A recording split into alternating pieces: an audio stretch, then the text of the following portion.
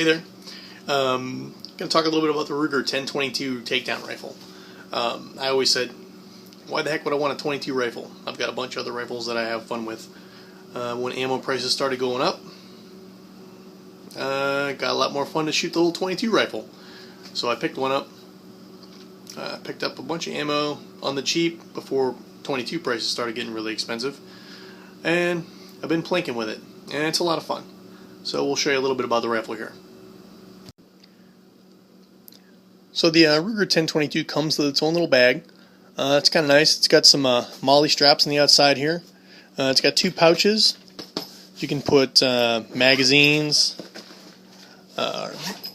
additional handguns, or whatever you want, ammo in these little pouches. It's kind of nice. Inside the pouch, the actual bag itself,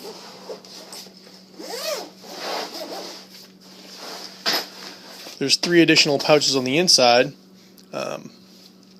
So I usually keep the magazines in here. I got a good deal on some of the 25 round BX25 magazines. So I keep them in here. I have 4 of them. And they hold 25 rounds. And they shoot really nice. They've got the top of the magazine is just like the little box magazine that comes with the rifle. It plugs right in. And it'll hold 25 rounds at .22 long. And you can shoot a whole bunch of them. Pick up 100 rounds, load the 4 mags, and you can shoot off your 100 rounds. A little too fast though, when you got that many rounds loaded up and ready to rock. I keep the barrel in here. It's a smaller pocket.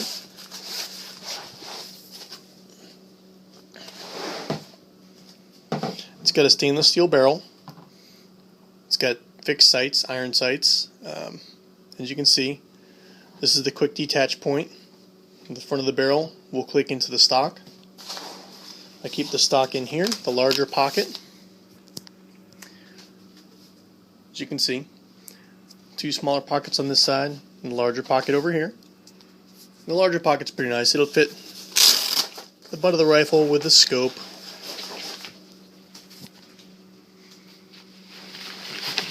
I apologize for the awkward video. Now the scope I have on here is a super cheap red dot, green dot scope from Liebers. It came with my AR, and it didn't get much use. It pretty much immediately went back in the box and got replaced with a EOTech, which I like. But for shooting the .22, the little 10/22, it works really well. The lens caps pop off. And it shoots pretty nice. I got it zeroed in pretty good. So, as you can see, here's the bottom half, the stock of the rifle. The action's open. The action is clear and safe. Nothing in the chamber, nothing in the mag well. And this is pretty much the rifle out of the bag. Now when you get this rifle, the Ruger 10/22, it comes standard with 1 10-round box magazine, and it works pretty well. I got tired of reloading it over and over and over again, so I picked up the magazines, the BX25s, and it's a lot easier. You just load them all up, take it to the range, pop them all off, and you're good to go. Now, when you're setting this rifle up, you take it out of the box, you want to pay particular attention to the instructions. It tells you how to set this thing up so that once you seat the barrel into the rest of the receiver, that it doesn't have any looseness, it doesn't wiggle, it's set up nice and tight. You're pretty much putting it in, snugging this little lock wheel down until it's nice and tight, then you take the barrel back out again, cinch it down a couple more times and put it back in, and everything should stay nice and snug.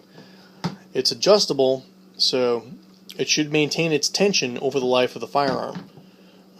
Comes with a little tack rail,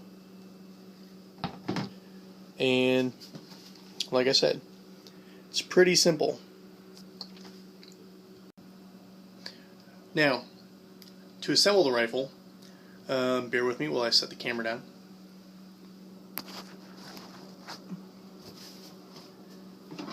comes in two pieces, as we noted before. What I like to do is I like to make sure the action is locked open. There's a little rocker switch behind the trigger guard here, which locks the action open.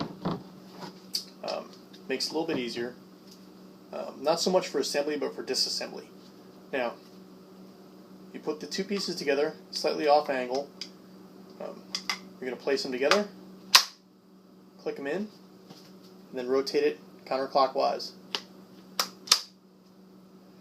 Now the instruction manual recommends that you let the action slide forward about 5 or 6 times, which seats the barrel, which gets you zeroed, which gets you back to true.